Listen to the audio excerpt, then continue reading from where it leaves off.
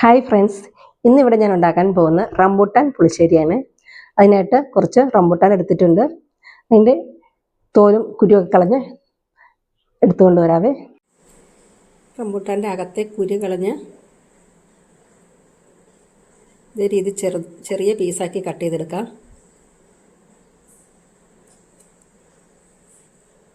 Cut ചെയ്ത് വെച്ച റംബൂട്ടാനിലേക്ക് മഞ്ഞൾപ്പൊടി, മുളക് പൊടി, ഉപ്പ്, 1/2 ഗ്ലാസ് വെള്ളം ഇതൊന്ന് ഇളക്കി കൊടുക്കുക. ഒരു മീഡിയം ഫ്ലെയിമിലാക്കിയിട്ട് ഇത് വേവിച്ചെടുക്കുക. ഇനി അതിൽ അരപ്പ് തയ്യാറാക്കാനായിട്ട് കാന്താരിമുളകാണ് എടുത്തിരിക്കുന്നത്. പച്ചമുളക് വേണം ചേർക്കാം. ജീരകം, തേങ്ങ നന്നായിട്ട് അരച്ചെടുക്കണം. റംബൂട്ടാൻ അവിടെ വെന്തു. ഇതിന് വേവില്ല, പെട്ടെന്ന് തന്നെ വേവും. നമുക്ക് അരപ്പ് ചേർക്കാം.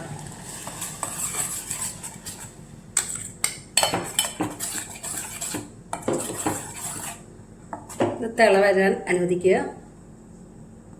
ഇനി അതിലേക്ക് നല്ല പുളിയുള്ള തൈര് ചേർക്കണം. നന്നായിട്ട് ഉടച്ചെടുക്കണം, കട്ട പാടില്ല.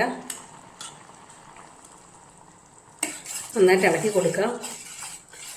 തിള വരേണ്ട, ജസ്റ്റ് ചൂടായാൽ മതി. തിളച്ച് കഴിഞ്ഞാൽ ഇത് പിരിഞ്ഞു പോവും. അതുകൊണ്ടാണ് നന്നായിട്ട് ചൂടായി കഴിയുമ്പോൾ നമുക്ക് ഓഫ് ചെയ്യാം. നന്നായി ചൂടായി കഴിഞ്ഞാൽ ഫ്ലെയിം ഓഫ് ചെയ്യാം. കറി താളിക്കാനായിട്ട് വെളിച്ചെണ്ണ ഒഴിച്ചു കൊടുക്കാം.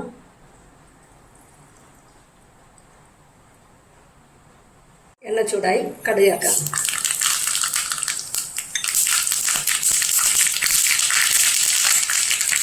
ഉലുവ ചേർക്കാം. വറ്റൽമുളക്,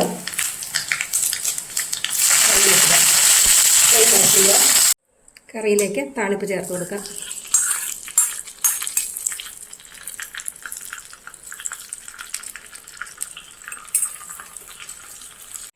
രുചികരമായ റംബൂട്ടാൻ പുളിശ്ശേരി ഇവിടെ റെഡി ആയിട്ടുണ്ട്.